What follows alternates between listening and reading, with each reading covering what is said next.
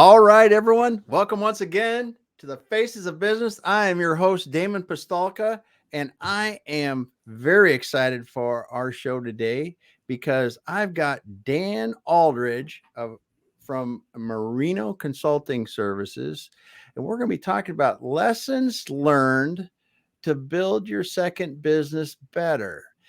And Dan, welcome. Hello, everybody. Thank you. Well, it is going to be awesome. We got going here before the show started, and man, I tell you what, Dan, we got a lot to talk about. That's for sure, because there's some Very fun nice. stuff. And so, the way we like to start out usually is we like to hear, how did Dan get going? What's in your background? How you really got into being what does it say? Okay, sorry, we're gonna slow down here a minute. I gotta go back to this because you are the ERP doctor. I've never heard that before. I thought that was great.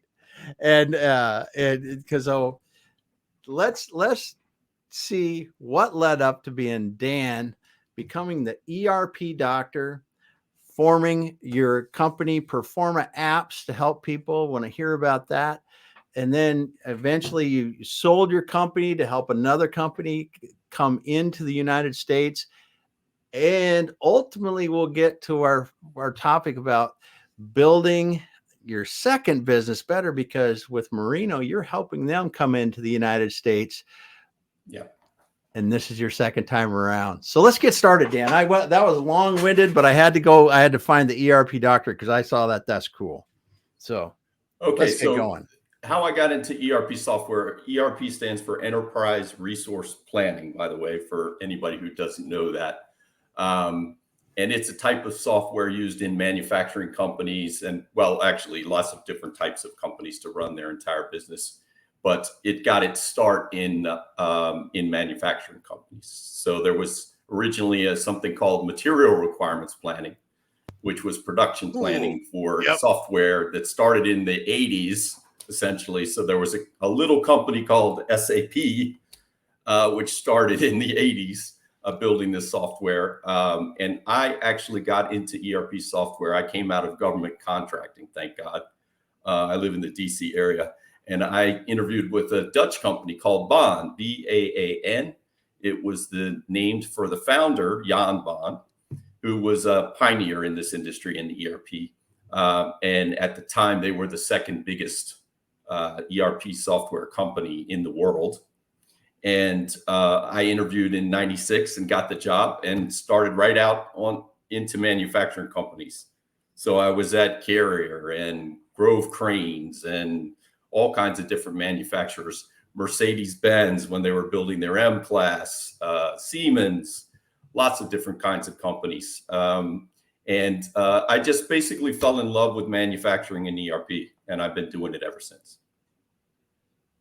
So what really hooked you on ERP software, helping people implement it better? What really hooked you?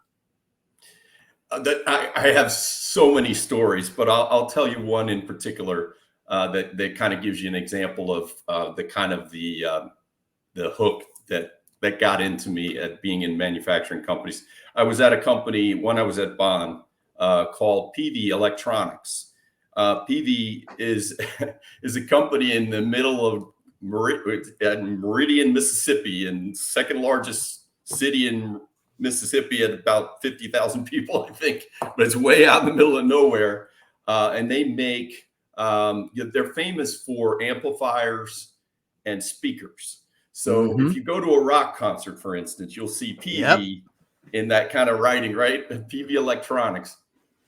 And I got the pleasure of implementing Baan at PV, and I was their finance consultant. So I got to go there and see their operation, which included a shop floor, is an immense shop floor that just goes for blocks and blocks. And they make all kinds of things. In addition to amplifiers and speakers, they make guitars, for example. I had no idea PV made guitars. And I went down on the shop floor and I met up with this guy who was the shop floor supervisor, and he looked like wavy gravy, right? He had the long hair, and he had like a ponytail, and he had a leather vest, and he was over there in the testing area. And I was like, "What are you testing?" And he goes, "I'm testing guitars." And he was just jamming out on his PV guitar. and you know, I was like, "Oh my God, this is the most amazing thing." And then, well, do you want to see the studio? And I said, "You got a studio?" And they said, "Yeah, it's a room over here in one of the other buildings." I went over there, and they had all these pictures of all the rock stars like Van Halen and all these guys, and they had a full studio where you could record, and they had guitars and drums and you know, had all the amps and everything, all PV equipment. And you basically, that's where the guys like Van Halen had been to jam. Wow. Equipment. So that's the kind of thing that, you know, that really hooked me. Another one that hooked me was, and this was a little bit after I founded my consulting firm, but you know, Bluebird, right? Yeah. School buses. Yep. People know Bluebird. You know, and if you see in movies, if you see a school bus, it's a lot of times it's a Bluebird school bus. You know, I noticed these things because I put in their software for them. Yeah. So I got to see how they make the buses, you know, and I said, I'm a finance guy, right? So I went up to the ivory tower first, right? When I got there, I went to the ivory tower, and they said, "That's where all the finance guys are." I said, you know, I want to go where the action is. I want to go see the shop floor, right? So I went on the shop floor, and they're have these chassis, and the engines they have a conveyor belt, and the engines come and get laid in there, and then they flip the chassis over, and they put the cab on from underneath, which, oh my goodness, that one of the shop floor guys came up with this idea to flip it over, and then they flip it back and put on the cab, you know? And I was just like, God, this is fascinating. And they said, you want to see our inventory? And I said, yeah, sure. And they said, well, go out the back there by the dock, and there's our inventory. So I go out the back, and there's like for miles and miles, there's buses as far as you can see. And that's their inventory. Wow. It was just the most fascinating thing. And I thought to myself, wow, I've really arrived at exactly what I want to do. And there's so many interesting companies that are doing this stuff. And even though it's like not the most fashionable thing right now, it's kind of the back office kind of people think it's like the grunt stuff and all of that. To me, it's still fascinating. And I see the innovations that they're doing in it, and they're adding AI, they're adding all these other things into it now to make it better. And they're hooking it up with the machines. And, you know, I saw your big commerce thing. So that's the e-commerce, the front end for the ERP. So the ERP is kind of boring, and it does the work of the production planning and things like that. But it's still very important. And obviously it's the core of what a manufacturing company and actually many other types of companies, distribution companies and all, they run on ERP as well. Yeah. Well, it really, I mean, in a lot of companies, it's without it, you just don't have a financial gauge of anything, because it ties the real world to the numbers. And that's a critical step that was missing when you talked about MRP or any of the predecessors to the ERPs, right? It just didn't have the connection to the dollars. And you're pretty up on this stuff. And it was hard. Well, I lived it, dude. I lived it, dude. I know with your manufacturing. In my lifetime, and at smaller systems, obviously. I mean, we did do like an Epicor system at the end, but it's still, that was in a smaller manufacturing. But before that, you had just separate systems, right? You have your system that you keep your inventory on, which isn't connected to your finance system. And at the end of the month, they'd have to put the numbers in the others and all the other crazy stuff that they had to do. And that was quite a process. It was quite a process. It was quite a process when I can remember when the first systems came out, because when I was in college, I was working in a company. It was lucky, they were growing, and they're like, hey, you put this software in. We don't know how to do it. You put it in, and then it was actually the first stab at keeping inventory in an accounting package that they had bought. So I don't even remember what it was, but that was a big deal in those days. And now you look at what these ERP systems have evolved to, and how they're still that core center of these businesses to allow them to operate, like, just from ordering things to letting their customers order things to cracking the books out at the end of the month or whenever they need them, and all the other information needs. So it's been a heck of a change for you, I'm sure, as you've seen these systems go from, the old legacy things that were running on some specialized computer in the back to now. I'm sure a lot of these people are using cloud resources to run their systems. Yeah. So a good example is, well, actually all of them: S/4HANA, ERP, like Oracle Fusion Cloud, Dynamics, Microsoft Dynamics, Finance and Operations. They're all running on the cloud now. Infor has one called the Cloud Suites, which runs on the cloud, of course. I've done some writing about that. It's great. I mean, you log in with the browser. Everything in the Infor's case is on AWS, so it's all housed there. All the integrations with things like e-commerce and everything would be also on the cloud. And it's got automation built in now, business process flows and things like that. And the connections, the APIs and things like that, or connections, is all built in, and it's all on the cloud, right? So, if you have an on-premise system, you're missing out on the newest things, right? And the newest functionality and the newest capabilities, right? Because they're not going to continue to develop so much the on-premise. I mean, they'll keep it around and they'll sunset it gradually, right? Because there's so many people on it. It's like SAP is on ECC. Almost everybody is on ECC or R3, maybe even there's some R3 still around, I think.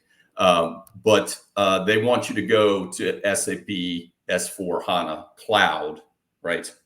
Which is quite a process. I mean, it's not a straightforward migration path for that. It all sounds ugly. It all sounds ugly because the simplicity of having it browser based is undeniable. And if you can get the features out of it, that's because that used to be the holdup, right? You couldn't get the features from a browser based system like you could from a on-premise kind of thing. Right. And so that's cool that's happening. So let's go back just a little bit, because you touched on this. You said you're at PV, thought that was cool. You mentioned some other places though that are very interesting. So you were at the Mercedes-Benz or Carrier. What out of these places, what's the most interesting manufacturer when you walked in and went, wow, I had no idea that was made that way, or that's the coolest thing I've ever seen made?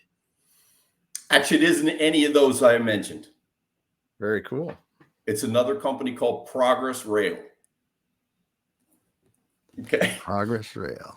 So Progress Rail was one of my customers when I built just to fill in a little bit, I built Performa Apps, which was an Infor LN, which is what Bond came to be called when Infor took it over.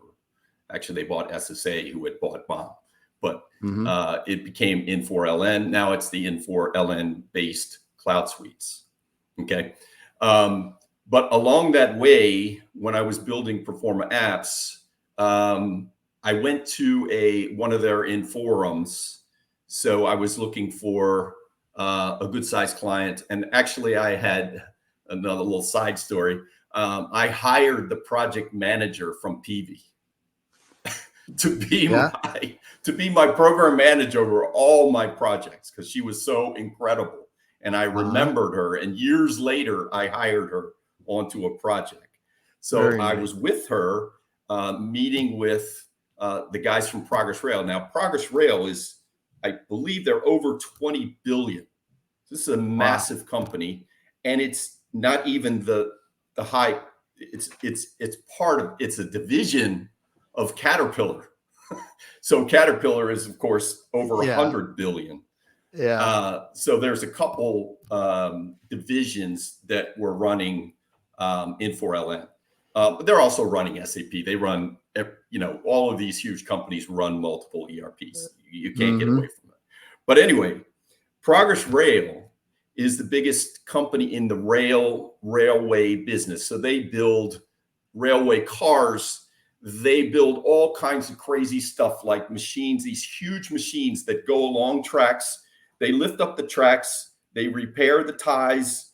They put down ballast. Need them. Yep.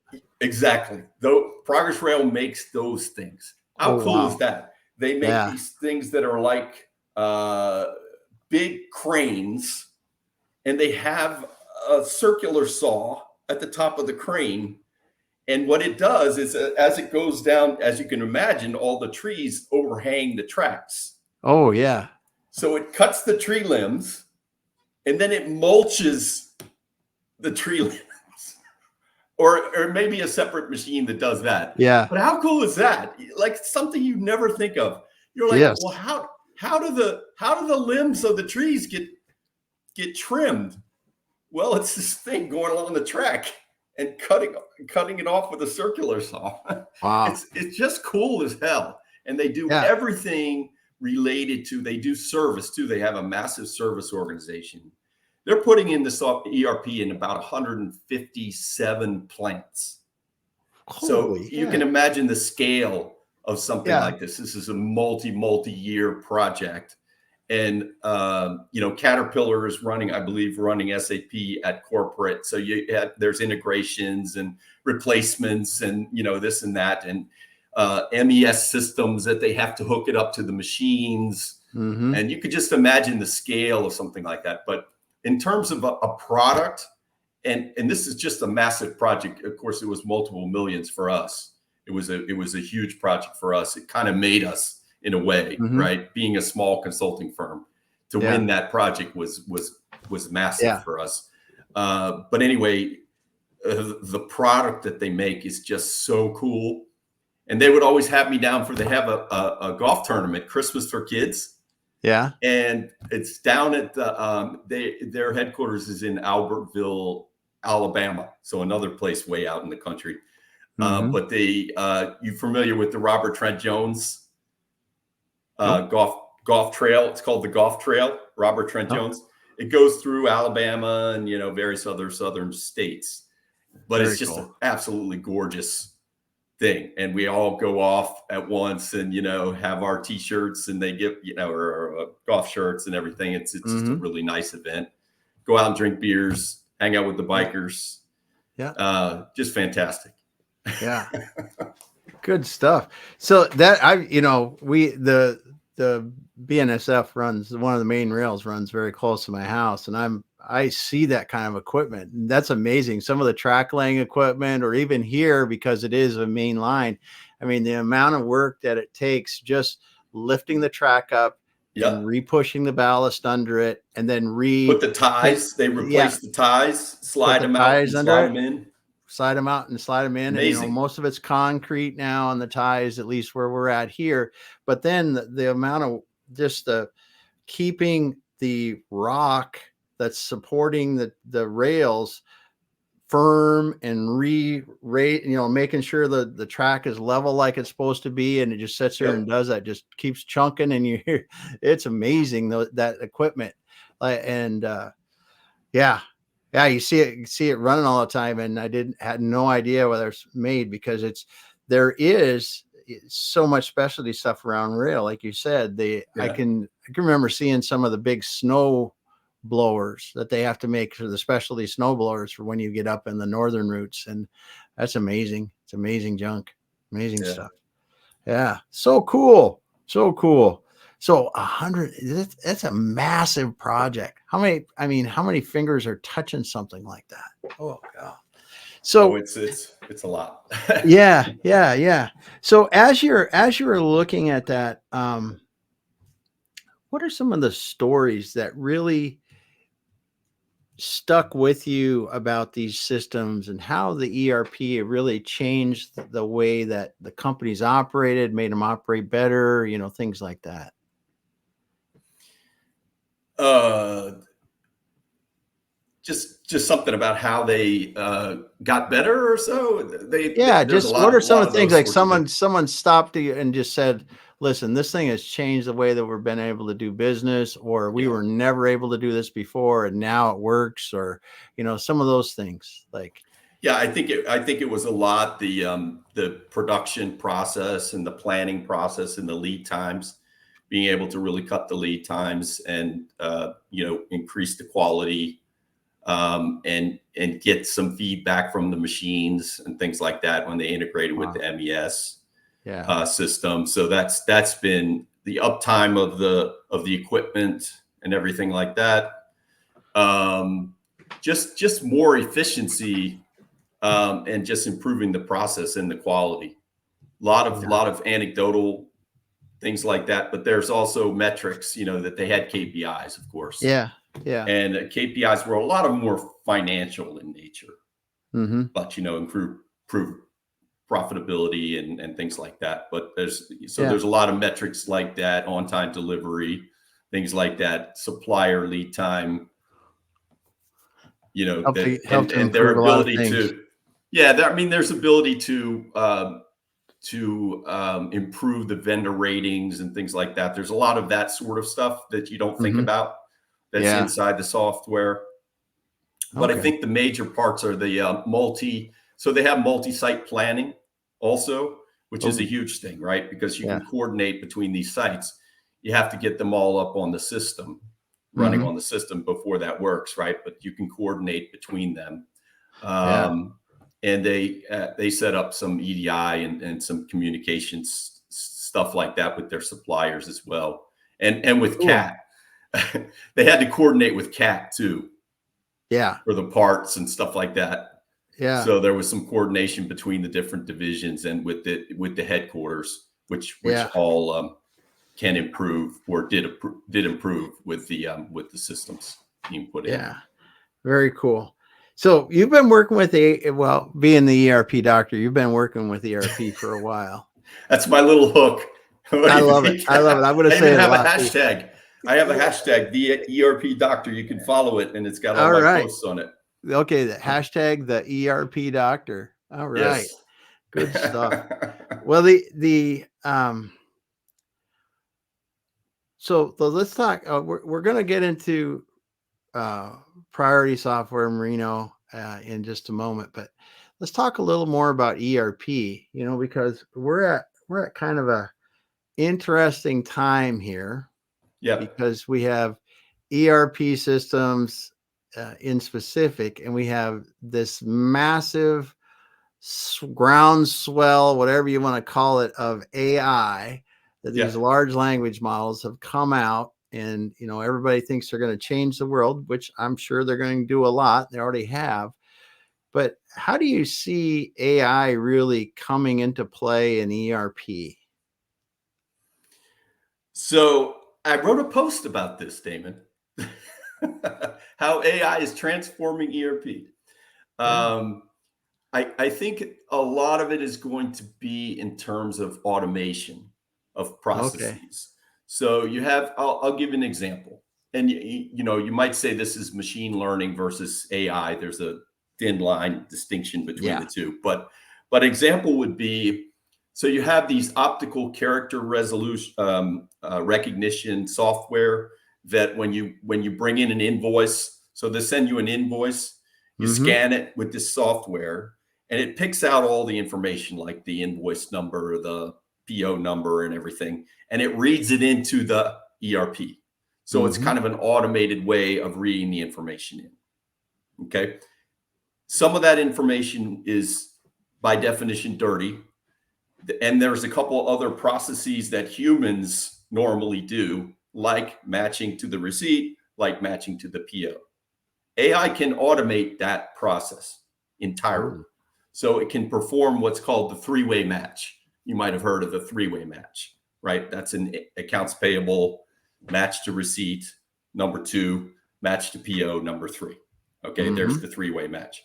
So AI can automate that, and it can also figure out ways to clean up the data too. So it can then identify patterns from suppliers, different suppliers, what they're doing differently, things like that. So it can sort of automate that whole process and start to learn about a supplier. Okay. Another example would be, and this is what I put in my article, which is a Terminator themed article, by the way. I put in another example of credit and collections, right? So you have a credit limit, a credit balance, invoices past due, 30, 60, 90, whatever the patterns may be. AI can interpret the patterns of a particular customer. They can say, well, they're constantly overdue and they have this huge balance over 90. This is not a good customer. This is a bad customer. This is a customer we should put on credit hold. This is a customer we should reevaluate with Dun & Bradstreet. You know what I'm saying? Yeah. It can basically tell the accounts receivable manager or clerk, this is a good customer, this is a bad customer, and here's why. Okay, wow. That's another example. Of course, you've got Copilot, like Microsoft's version is called Copilot. Infor's version is called Coleman, and I'm just getting into it. It seems to be very interesting. So I'm digging into those different, different ERP vendors' AI capability. But the one that's most well known is Microsoft with Copilot. Okay, so Copilot is large language or generative AI, that's sitting right beside you, and you ask it questions, and it generates content for you, or it generates answers to your questions that you're having right here. So theoretically, it can be hooked up to Dynamics 365, which is their ERP. They have a couple different flavors of ERP, and you have Copilot there that's kind of alongside you with the Gen AI capability, helping you make decisions. So it's already here. That's already here. It's getting into more processes. They're rapidly working it into more processes, and all the ERP vendors are doing this. Yeah. Well, it seems like it's going to, like a lot of automation does, help the people doing the processes be more effective. Yes. At this point. Theoretically, yes. And not take their jobs. Yeah. Well, I mean, honestly, if you look at manufacturers, they can't hire enough people to do what they want. I mean, we talk about physical automation with robotics and other things, and we talked for well over a decade, if not 20 years, about how robotics were going to displace all these people. And honestly, we have so many people retiring out of the workforce, and we can't attract people into manufacturing fast enough. The robotics just saved the industry, if anything, because we don't have the numbers of people that we really would. I forget, someone said there was like 4 million, or I forget, millions of jobs that are open in manufacturing that they can't fill right now. Yeah, I mean, and so old guys like me are retiring, Frank. Yeah, we're walking out the door. I mean, it's and it's like, but it's the interesting thing, I think, is that when you look at ERP, you look at some of the customer facing stuff and what AI can really do in conjunction with other systems, is really allow our people that are interfacing with customers be smarter. And because if you think the way that if your ERP system is holding, product data about what Damon's company ordered from you, and I'm someone that's calling about customer service, right? We've got a problem. We need to order some parts, maybe aftermarket kind of stuff, not aftermarket, but some OEM replacement parts. And I'm on the line trying to help get those parts ordered for them. It's my third day, or I'm even there. Right. I've been there a year. Right. And this is an older piece of equipment, or it's a piece of equipment that I'm not familiar with for some sort. That AI or that working together with the right system, like an ERP system, and the data and how it can go, it can help them out a lot to show them what did we order and get them to the right information to help them get what they Yeah, need. and that's, but I talk about this a little bit in my article as well. There's some dangers in that. So if you keep a firewall around internal data that an ERP system stores, and there's a lot of it, Oh yeah. competitive information, Yep. financial information, things like that. If you're not careful, or you don't put guardrails around the dark side, so to speak, Oh yeah. Yeah. there can be competitive information that a chat GPT can get a hold of, Yeah. or even something that's internal to an ERP system, because it's looking outside and it's looking inside. Yeah. And improperly used or turned on, in essence, it could, in all seriousness, and I have a Terminator theme to it, partly because it's fun, but partly because it's scary. Yeah, it is. It is scary.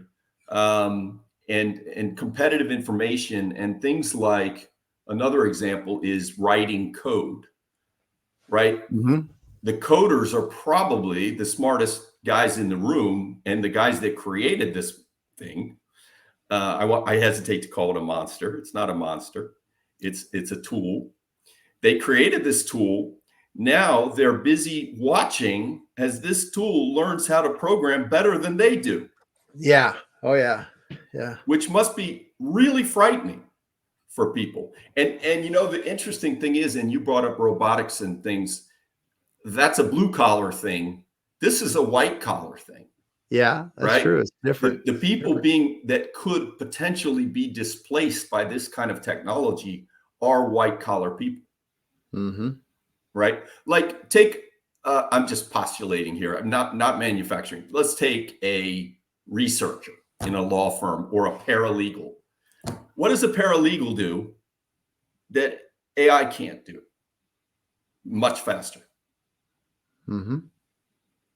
I mean, to me, it's not a creative thing. I feel as though, since I'm writing, I like to think I'm a creative person, and I can make something that AI can't yet beat. Right? Yeah. It's something that comes from me, like my writing. But AI is going to get there. It probably can get there. I mean, it already can do images, it can do video, it can do all that stuff, and it's pretty darn creative if you look at it, right? Yeah. So for me, and that's why, like in Hollywood, they're all up at arms, and anybody who's in a creative type position should be, that this thing is what they fear for their jobs. Yeah.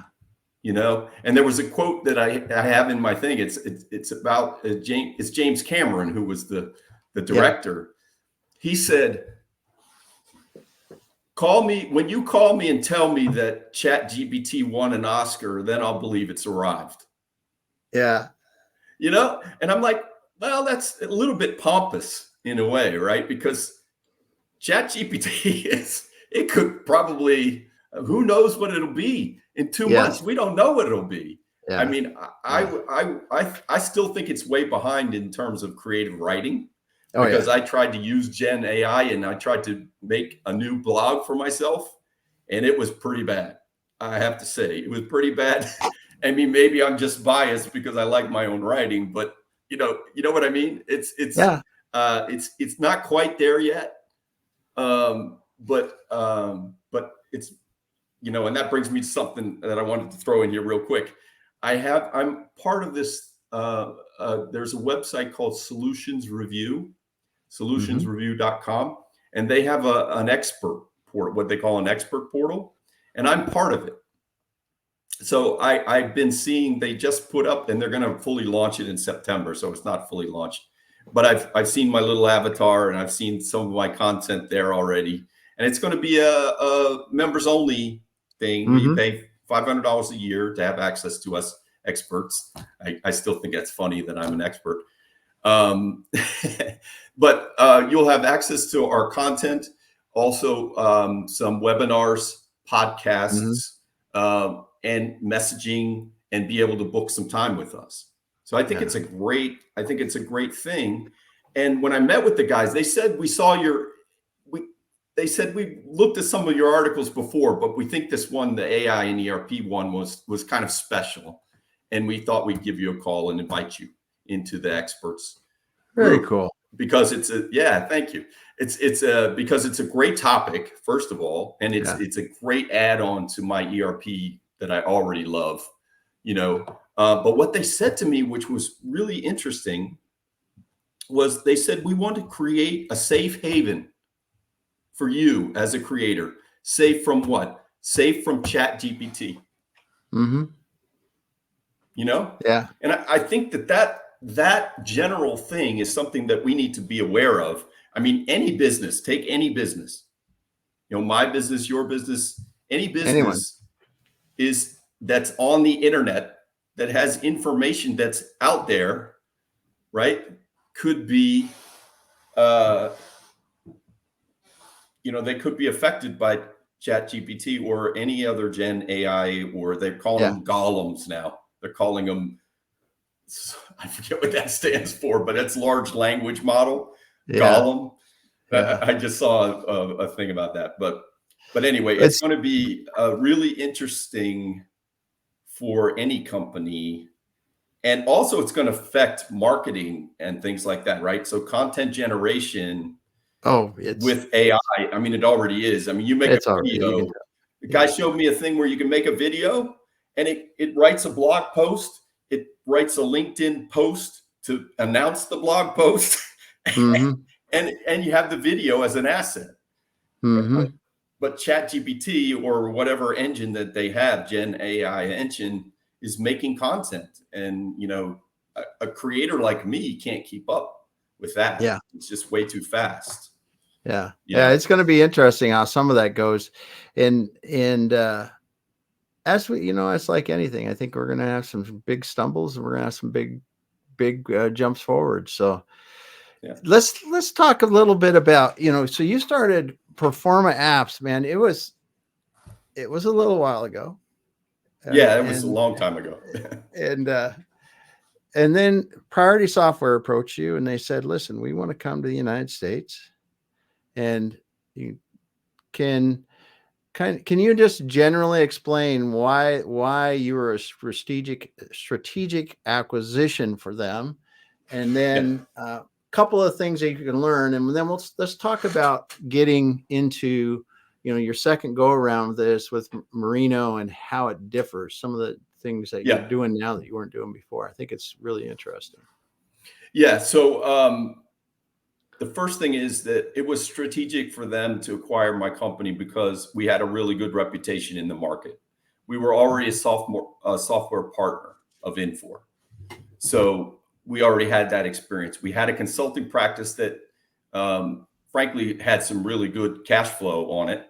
So they wanted to get that revenue stream. They wanted to get somebody who I had a relatively good name in the ERP software market in general, right? Is known as somebody who knows something about ERP software. And then I had already built that business and won big contracts.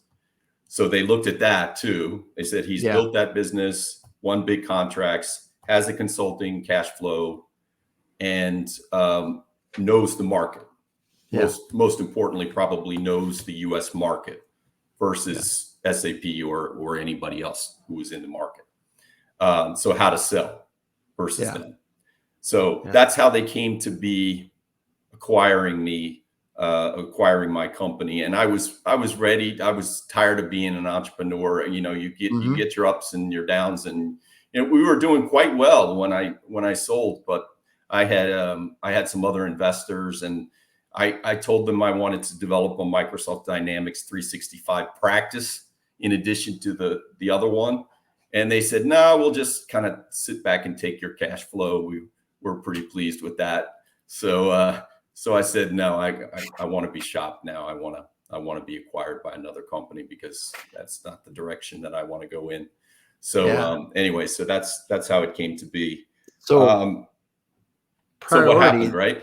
You want to know what happened? Priority wanted to come to the US. Yes. And you already had the presence in the US, and explain, their strategic reason for buying you guys.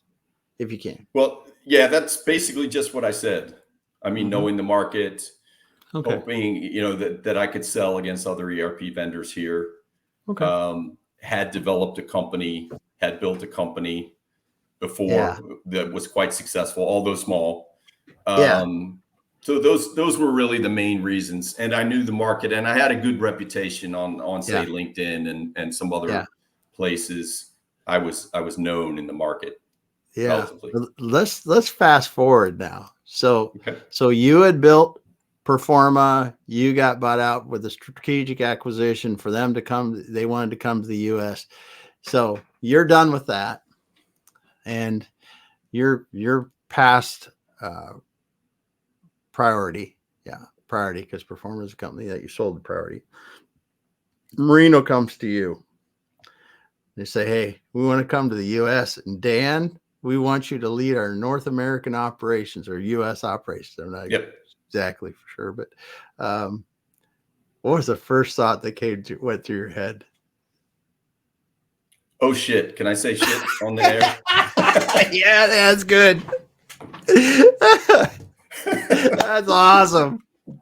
No, it is, because it's like, to me, looking at it from the outside, you're like, I just got out of this. Yeah. Now I'm going to come back again, because you had been in Performa. You know, you started that 20 years ago almost. Yeah. And Well, I'll tell you, there's a number of differences and a number of things that I learned. Yeah. Okay. So, number one, Priority Software is an Israeli-based company. Mm-hmm. Number two, the ERP software market is very crowded. Yeah. Probably any one of a number of 150 different ERP software packages can do virtually the same job. Yeah. Number three, zero name recognition in this market. Zero. Number four, an impression, I guess they had an impression of themselves that because they're the number one in the Israeli market, that things were going to be easy for them here, that they were going to do what they did in Israel. And that includes acquisitions of companies in Israel to fill holes that were in the product, like HCM, they didn't have payroll, they didn't have, you know, this and that. Mm-hmm. Things that sometimes are in ERPs, sometimes not. But in Israel, they could kind of fill it with, as you know, Israel is different than the US in every way. Yeah. One, you know, different payroll, different HCM, different, you know, different marketing, different, you know, market situation. You know, I mean, they're only real, well, their biggest competitor was SAP Business One, and they're over half of the market. Yeah. So they figured things would be easy. So they go, well, let's just go and tell everybody that's running Infor-LN to use Priority. I said, you mean the $20 billion company that is going to run Priority, which is like kind of QuickBooks on steroids? I mean, no, it's not going to happen. And so I did the only thing that I know how to do, right? To generate leads. I searched on Google, right? I came up with, you know, ERP software selection, whatever. So I found top 10 ERP. I found Software Advice, which is a Gartner company. I said, we got to buy leads, guys. We got to buy leads. That's, you know, we have no brand recognition. We have no nothing. So if we're going to go after this, so, you know, that is a really tough slog. So not only are you fighting against 150 other vendors who are, well, you know, many of whom are more well-known than you and are American. Yeah. You're also having to go against 5. Well, they say 5. Software Advice says they qualify the leads and then they give 5 names to the company, right? Including Priority. Okay. You have to pay for that lead. And the bigger the company in terms of revenue, the more competition you're going to have, because it brings in SAP and Oracle comes in and NetSuite and, you know, and so on. And you have to, I'm probably running long. I'm just stoked to talk. So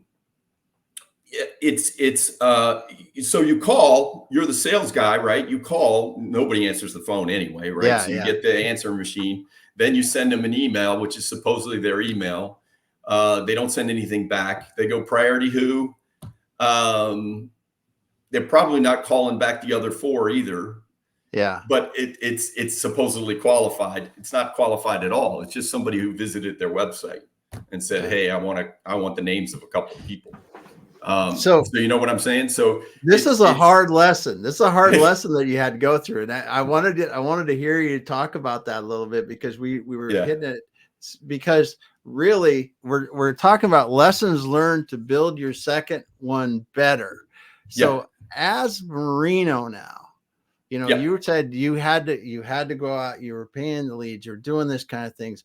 How has your strategy changed now that you know what you learned from that? Right. So first of all, the biggest difference is that Merino is a partner of Infor Global Solutions, which is rather well known. Yeah. So they're probably considered name third or already. fourth. Yeah, it's a name already. It's an American name. So that's another advantage, right? Yeah. I would argue that they don't have as good brand recognition as the big 3 or whatever, right? But so I've got that going for me, right? And we're not actually trying to sell the software. We're actually alliance partners, which means we sell with Infor on these net new deals. Okay, so that's a big change. And then we also have the upgrades, which is we put ourselves in position as a really reputable consulting firm in Europe, and we're building our practice. I'm hiring people. We're going to do a big boot camp. So we're thinking really big in the US, right? But we can do also the upgrade projects. Yeah. Right. So we have that. We have that as an option as well, which we didn't have anything because priority was greenfield and it was a foreign country software.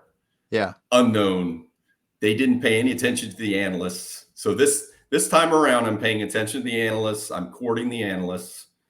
I'm writing thought leadership material on LinkedIn as part of it's a multi-tiered strategy, but the marketing is video, heavy video, because there's a guy named Eric Kimberling who, if you search ERP software, there's a few of them. There's Sam Gupta of Elevate IQ, which I really like. There's John Gross from Pemmico, which I really like. But Eric Kimberling is the one that kind of dominates the airwaves, if you will, right? On YouTube, because he comes out with another YouTube. I think he comes out with like 4 a day or something. Yeah. Right. So he's very prolific on YouTube. And his company is doing very well with digital transformations. And so we're cozy with them. We're cozy with Infor. We're a very good alliance partner. We do good projects. We have our own methodology. We have on the order of 130 consultants spanning Europe and North America. We do global projects really, really well. Right. So ones that have plants, which many companies these days do, right? Plants in Europe and in the US and maybe a headquarters in the US. We handle those projects extremely well. Yeah. We're very, one of the highest, if not the highest, in doing our particular brand at Infor. The reputation is extremely good. And like I said, there amongst the management, there's guys that are old bond guys too. Yeah. Right. So from where you started with from where I started it. And so that's all great. And I love the people I work with. I absolutely love the people I work with. So cool. I had some issues with Israelis. They just didn't listen. Well, I think it's really cool though that you're able to go through the experience with priority, because it gave you so much foundational experience to be able to do it differently with Merino now. And it's also very interesting how your approach has changed with, you know, writing the content, doing the videos, and the other things that you're doing, and being active on LinkedIn, just because the buyers have changed how they buy. Yes, this is a huge point It's a huge difference. It's a huge difference even between now and 5 years ago. I mean, LinkedIn was not near what it is now in terms of it's almost like the engine for relationship building. You can't like say I reach out to you, and this is how we met, right? We met on LinkedIn, and I reached out to you with a LinkedIn in-mail message. Right. It's I don't know your email address. I don't know your email address. You're probably going to ignore an email address from me anyway, right? But you look at my profile on a LinkedIn in-mail and you go, this guy maybe knows something. He seems to have a relatively interesting profile.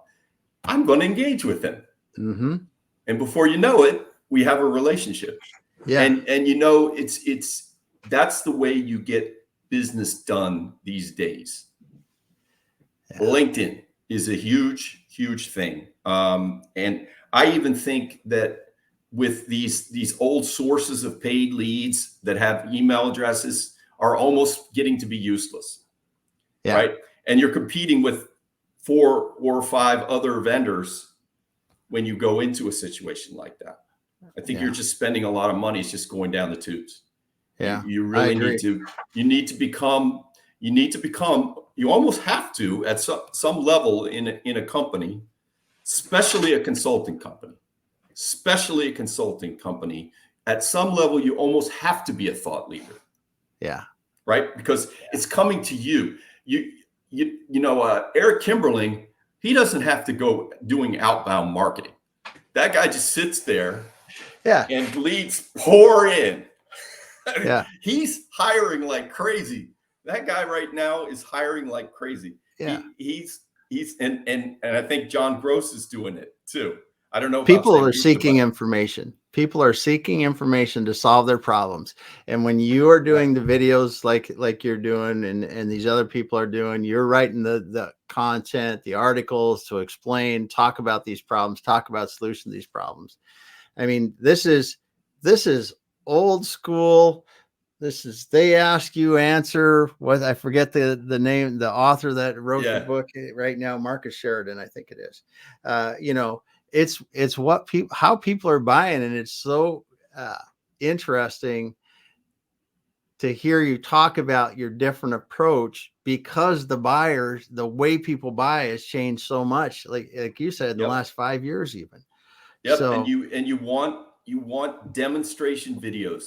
That's what people want to see. They want to see a demo of the product. Remember, I was like, show me a demo. Show me how it works.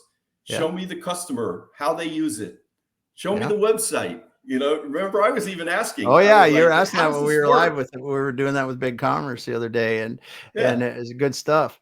So that's what we're going to do. We're going to put that on the website. I love it. I love it because videos. You bet. Let people see how the heck it works. Let them feel comfortable. Come into my house and figure out how it works with me, you know, and understand, because then you take all the apprehension out of buying, and you get somebody that's going to call up Dan and the people at Merino and say, hey, we're ready to do this. I mean, they're going to be 80% done by the time they come to you. And they already checked your profile out. In fact, they're checking your profile as you're talking to them. Yeah, because they see the ERP doctor. That's such a joke. I stole that from Jeff Winter, by the way. I love it. I love it. I love it. That Jeff Winter Insights. Yeah. He has a hashtag called Jeff Winter Insights. And I was like, I'm going to be the ERP doctor. I got to think of that. That's funny as heck, Dan. Well, I tell you, Dan, we're already over time, man, but we're going to have you come back again. I do want to say hello. Sam stopped by. Sam. Hey, Sam. Great to have you stop by today, man. And he mentioned him. If you didn't hear that, Sam, he mentioned you as someone's building that Elevate IQ, dropping those videos. And then we had Hamza was here today, and Dennis stopped by and said hello. So, Dan, thanks for being here today. I just love the differences, you know, when you were building for Forma, you know, is out there pounding the ground, doing the things that you're doing. And now you're with the different approach that's needed now, you're, like you said, you're trying to do the thought leadership, generating content, getting on these places to share your thoughts, and creating video so people can learn more about the products and demos. It's so cool. So cool. Yeah, thank you for the opportunity, Damon. Yeah. I appreciate it. Yeah, man. I'm glad to have you, and we're gonna have to have you back. We got so much good stuff that we didn't even touch, man. We gotta have you come surface. Back. Just scratch it a little bit. Scratch it a little bit. Well, thanks everyone for being here. Thanks for Sam, the ERP Doctor rocks. I love Sam. He's awesome. Yeah, good dude. Well, thanks everyone for being here today. Dan, just hold out for a second and we'll talk and finish things up. But thanks everyone for being here once again. Hey, we'll be back again on Thursday with another awesome guest and talking about business and life. And hopefully it's interesting to everyone. Have a great evening. Thanks, guys. Bye.